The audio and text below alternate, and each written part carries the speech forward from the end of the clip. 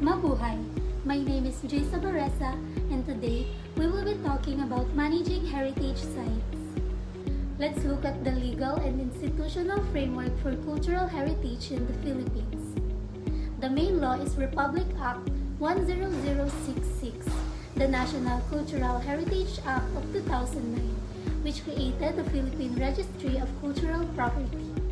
In 2023, RA 11961 strengthened it by requiring all LGUs to do cultural mapping.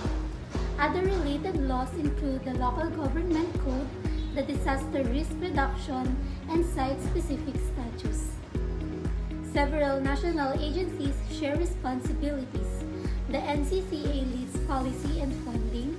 The National Museum oversees archaeological and movable heritage. The NHCP marks and manages historic landmarks.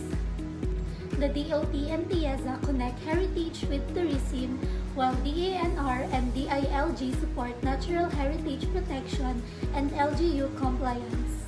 At the local level, LGUs play a critical role. They must map, legislate, and maintain heritage sites, control zoning and building permits, and integrate conservation into local planning. Finally, NGOs and communities are like advocates, technical partners, and stewards. Groups like the Heritage Conservation Societies push reforms, raise funds, and work with indigenous and local communities to safeguard traditions and manage sites. In short, heritage conservation is a shared duty. National agencies set policies, LGUs enforce on the ground, and communities ensure living traditions thrive.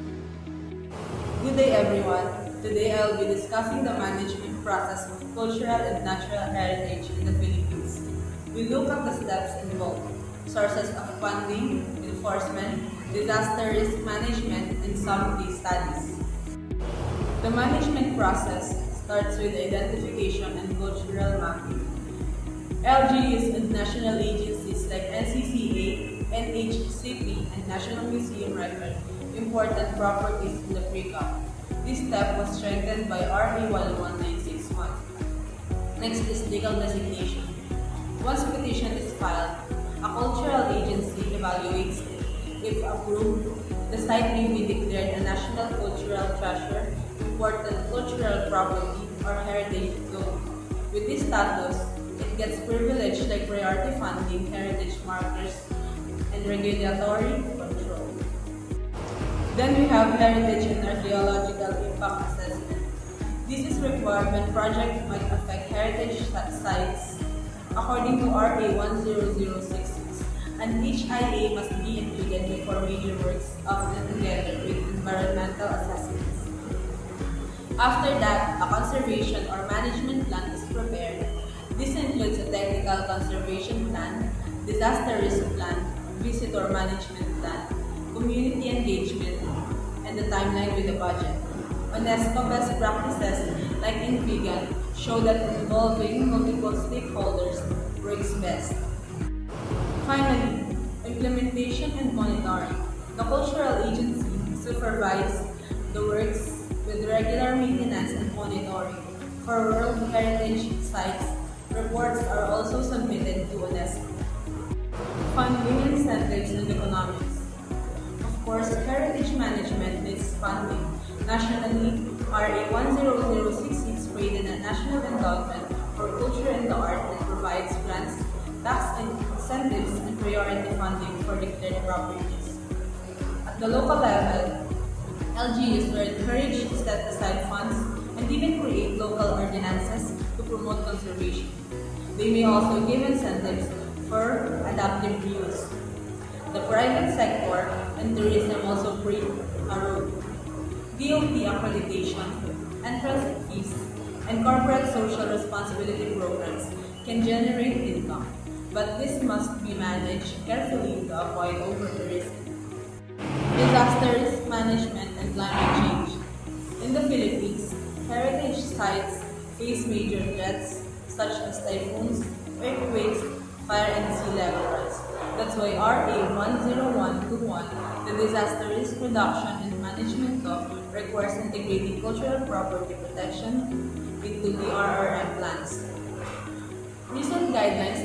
highlight climate adaptation and risk preparedness to ensure heritage sites are safeguarded for the future. To better understand, we have here some examples. First is the Vigan City, historic town of Vigan. Vigan in Ilocos Sur is a UNESCO World Heritage Site known for its well-preserved Spanish colonial houses, cobblestone streets, and unique fusion of Asian and European architecture. Its conservation success is due to strong cooperation between the LGU, NCCA, local residents, and businesses, who work together under strict heritage ordinances and adaptive reuse programs. Tourism provides income for the community, encouraging active participation and preserving the city's cultural identity. Next is the Ifugao Rice Terraces. The Ifugao Rice Terraces, built over 2,000 years ago, showcases indigenous engineering, agriculture, and water management practices. Their conservation depends on local farmers who continue traditional rituals and stewardship, reflecting the deep cultural connection of the people to the land. Despite challenges like outmigration and climate change, programs on ecotourism and cultural education help sustain both the terraces and the community's way of life. Tubataha Reefs National Park. It is located in Sulusi, is an UNESCO World Heritage Site and one of the most important marine biodiversity hotspots in the world.